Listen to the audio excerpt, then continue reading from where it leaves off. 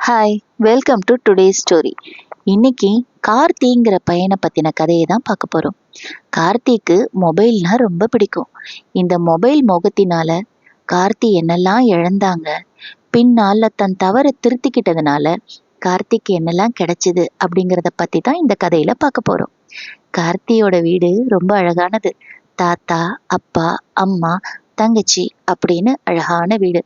ஆனால் கார்த்தியோட மொபைல் மோகத்தினால இது எதையுமே அவன் அனுபவிக்கிறது இல்ல. அம்மா கூப்பிட்டாலும் பார்க்கறது இல்ல, தங்கச்சியோடையும் விளையாடுறது இல்ல. இதனால அவங்க பெற்றோர்கள் ரொம்ப மனம் உடைஞ்சு போயிட்டாங்க. நம்ம குழந்தை எப்போதுமே மொபைல்லயே இருக்கானே. அப்பா வேலையை விட்டு வரும்போது கூட கார்த்தி அப்பாவை ஏறெடுத்தும் பார்க்கறது இல்ல. ஏன்னா அந்த அளவுக்கு அவன் மொபைல்ல மூழ்கி போயிட்டான். அவங்க அப்பாவும் அம்மாவும் ரொம்ப வருத்தப்பட்டாங்க. நம்ம குழந்தைய நம்மளே மொபைல் கொடுத்து கெடுத்துட்டோம். ஆனா நம்மளால இப்ப திருத்தவே முடியல. என்ன செஞ்சா நம்ம கார்த்தி பழையபடி நம்ம கிட்ட வருவான் அப்படின்னு ரொம்ப குழம்பினாங்க. அது மட்டும் இல்லாம இரவு நேரத்துல கார்த்தி மொபைல் பார்க்கறது விடுறதில்ல. இதனால அவனுடைய பார்வை திறனும் கொஞ்சம் கொஞ்சமா குறைஞ்சிக்கிட்டு வந்தது. இரவுல சரியா தூங்காததுனால இவனுடைய உடல்நிலை கூட பாதிக்கப்பட்டுச்சு. கார்த்தியால எதுலேயுமே முழுதா நாட்டம் செலுத்த முடியல.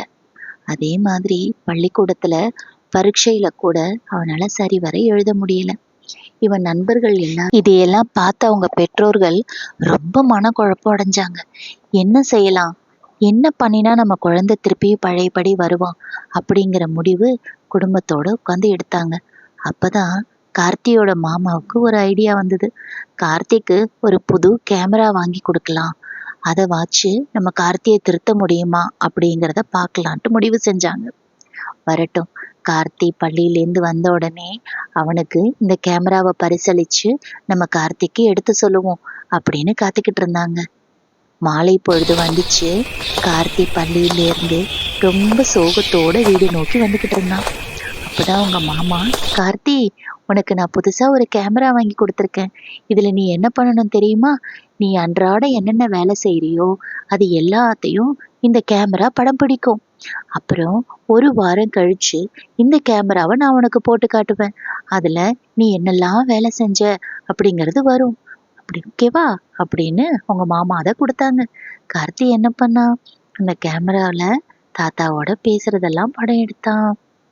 தாத்தா நிறைய கதை சொன்னாங்க. அது மட்டும் இல்லாம கார்த்தியை எல்லாரோடையும் பேசணும், அதை இதுல படம் பிடிக்கணும் அப்படின்னு ரொம்ப ஆசையா இருந்தான். உடனே கார்த்தி மறுநாள் என்ன பண்ணா, காலையில எழுந்தோடனே அவங்க அப்பா கிட்ட நிறைய கதை கேட்டான். அப்பா இந்த இந்த நாள்ல என்னெல்லாம் செய்யணும் அப்படிங்கிறதெல்லாம் எடுத்து சொன்னாங்க. அப்படியாப்பா, அதே மாதிரி நான் நடந்துக்கிறேன், சொல்லுங்கப்பா நான் என்ன பண்ணணும் அப்படின்னு அப்பாவோட வார்த்தைகளை காது கொடுத்து கேட்டான். அப்பாவுக்கு ரொம்ப சந்தோஷம். அப்பா சொன்ன மாதிரியே அழகா காலையில ஏந்திரிச்சதும் படிப்புகளை ஆரம்பிச்சான். எல்லா பக்கத்தையும் பெரட்டி புக்ல என்ன இருக்கு அப்படிங்கிறத கூர்ந்து கவனிச்சு படிக்க ஆரம்பிச்சான். ஆஹா, இதெல்லாம் நம்ம ஆசிரியை சொல்லி கொடுத்தாங்களே, அப்ப நம்ம கவனிக்கலையே அப்படின்னு தன் தவற உணர்ந்தான். அது மட்டும் இல்லாம வீட்டுக்கு வந்த உடனே தன்னுடைய வீட்டு பாடம் எல்லாமே படிக்க ஆரம்பிச்சான்.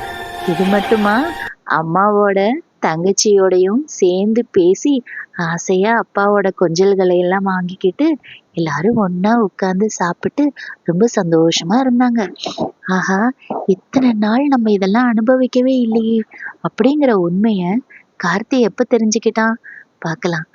அடுத்தது அவங்க குடும்பத்தோட உட்காந்து பேசுறது மட்டும் இல்லாம பள்ளிக்கூடத்துலயும் கார்த்திக்கு நிறைய ஃப்ரெண்ட்ஸ் வர ஆரம்பிச்சிட்டாங்க. ஏன்னா அவனோட மனசுல உள்ள அந்த மொபைல் மோகம் இப்ப இல்ல. அவனை சுத்தி இருக்கிற மனுஷர்கள் எல்லாம் அவனை பார்க்க ஆரம்பிச்சான்.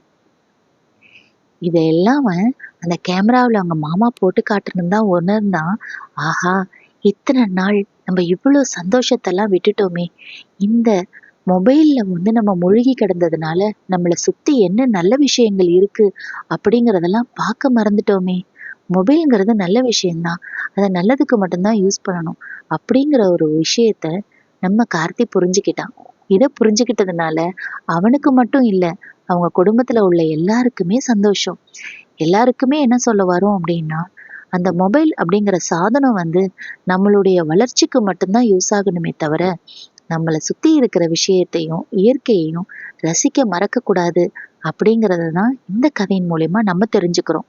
நம்ம எல்லாருமே அந்த மொபைல் முகத்தை கொஞ்சம் ஒதுக்கி வச்சுட்டு நம்ம சுற்றி என்ன நடக்குது, நம்ம என்ன தெரிஞ்சுக்கணும் அப்படிங்கிறதெல்லாம் கற்றுக்கலாம். இப்போ நம்ம கார்த்தி ரொம்ப மகிழ்ச்சியோட இருக்கான். என்ன ஃப்ரெண்ட்ஸ், இந்த கதை பிடிச்சிருக்கா?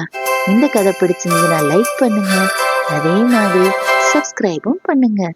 தேங்க்யூ ஃபார் வாட்சிங்.